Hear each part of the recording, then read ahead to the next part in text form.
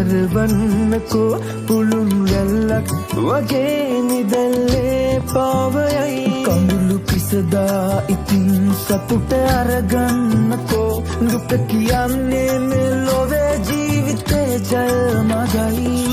මුසුවි තමයි සුලග හැදුනේ කියා හැඳුම් මුසුවි තමයි වැස්ස හැදුනේ කියා වදන් නොවදන් කරපින් බාලු අතීතේ ලස්සන මතකද